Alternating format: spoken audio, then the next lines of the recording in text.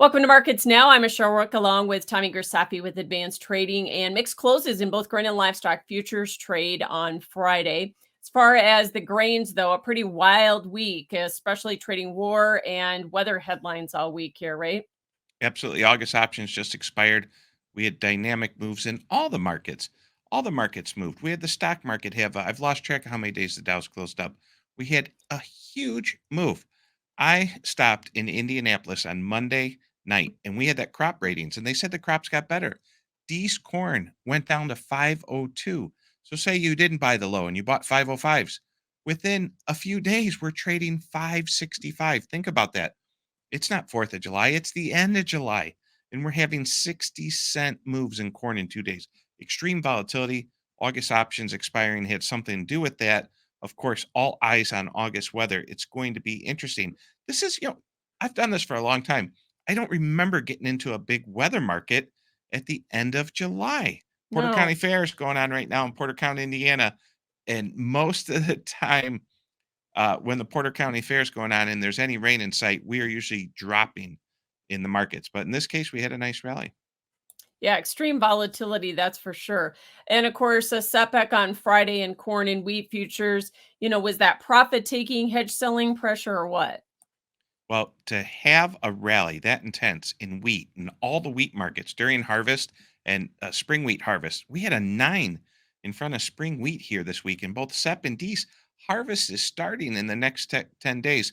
Wheat crop tour next week, all eyes on that. I don't see how you can go wrong selling spring wheat off the combine with a 9 in futures. I would say it's some profit taking and people just saying, do I really want to store this grain? And the cost, as you know, of storing grains went up tremendously in the last year. No doubt. What about weather and the war headlines? Do we keep trading those next week, or at what point do we start looking at other things in this market? Great question. The war headlines will become more muted. Uh, the first time it happens, in the headlines, you had the fun short wheat. You get a war headline like that, very much affects markets. But as those people cover their shorts, as the margin calls are met, then as the dust settles, people say, I think I should be a seller. I think I should sell cash grain. Oh no, the markets are trading lower. I should have sold yesterday. So you get what you should have done the day before that, and you start to see hedge pressure again come in as the markets come down. Definitely some hedging and selling, profit taking definitely happened at the Board of Trade today. And war headlines should calm down. The weather, boy, if I could tell the August weather, that would be as great as having that winning Powerball ticket. That August weather, all eyes on August weather, especially when it comes to the soybean market. And something we don't talk a lot about on the show, the canola market was absolutely on fire. And you know a little about canola. You've traveled enough in the plains that canola market, and we don't talk about Canada a lot, probably because we're mad at them from all that smoke they sent us this summer. But keep an eye on the Canadian drought map. Yeah, in fact, that is the reason canola has been up. Spring wheat probably should be up as well, but they're not getting a whole lot of rain here. And so, what impact do you think that that will have? I, my clients who grow wheat up north aren't very impressed with it. The problem they have is we don't have great demand in spring wheat. So Yeah. yes, maybe yields are down, but demand's down too. Of course, we have that North Dakota mill up there in Grand Forks that you've been to. It just takes so much wheat in. But outside of that, I don't see anyone stumbling over their feet to go buy Minneapolis spring wheat. So let's talk about yield going forward. The market's going to be trying to determine that. We've got some crop tours coming up. So those are going to be really a focal point for the market at some point as well, aren't they? Yeah, there's going to be some wild speculation. You're going to hear all types of terms. Get your bingo card out. Every time they say tip back or this or that, or there's so many terms, and I've experienced crop tours. It's fun. You learn a lot. Obviously, the number one crop that matters is the crop that the person watching or listening to this show, you got to worry about your own crop. I mean, everyone's got a friend on the internet. Social media, I guess I'll throw you back a question. Has social media helped farmers or hurt farmers? I mean, there's so many people out there tweeting. There's always someone with a bad crop. The people with the good crop, they get yelled at if they tweet about it. So you start to see a lot more negative. What do you think about social media and crop results, Michelle? I think sometimes it skews kind of what the real market and the real yield is, but that's just my opinion. Well, I've been on social media for a while, and it's not always what you think. So uh, yeah, it's interesting. So focus on your own crop. That is real. So, do you get the sense that farmers have been selling on this rally here? I mean, we had a big up week again here this week with higher weekly closes. Are farmers taking advantage of it? Absolutely. Great question. I think almost all old crop grain has been cleaned up. Starting to see some hot basis bids come around. Old crop, they had one more chance to move some corn, wheat, and beans. That's a great opportunity. I saw a lot of hedging and uh, price action. At Advanced Trading, we work with both farmers on the farmer marketing side. We work with a lot of elevators. Our commercial brokers had a very active week. I think farmers actually sold a lot of grain, at least the grain they can't store they sold, and then grain they want to store. I definitely know we protected a lot of grain out into March and God, it's hard to say 2024 months. So a lot of hedging going on out there. Yeah.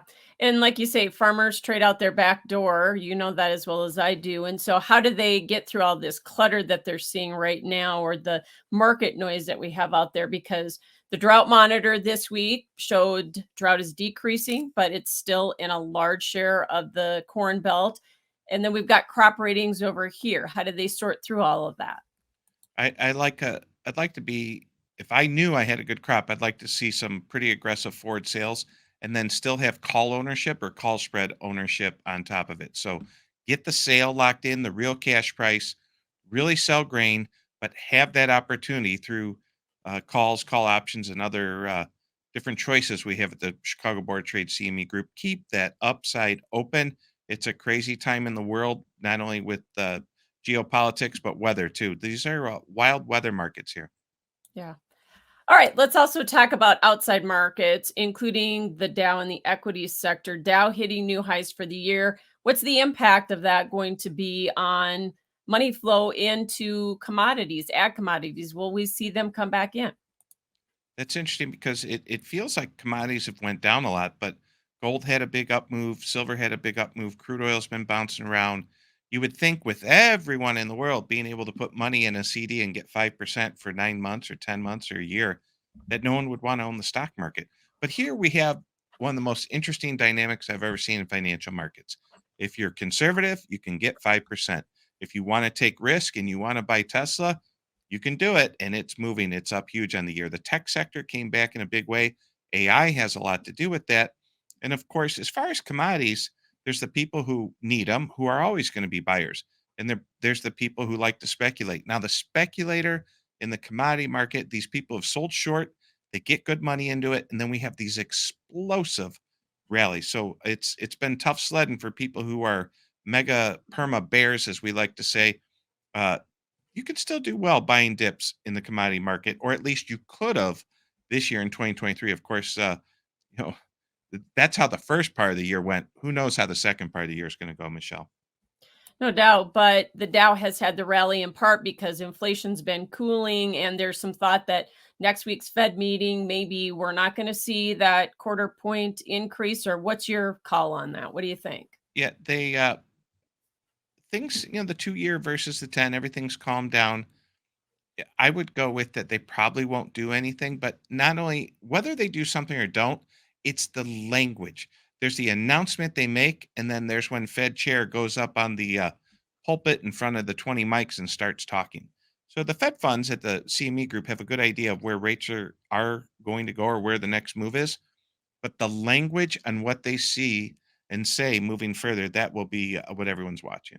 Always a pleasure to have you along. Tommy Grisafi with Thank you. Advanced Trading, and that is Markets Now.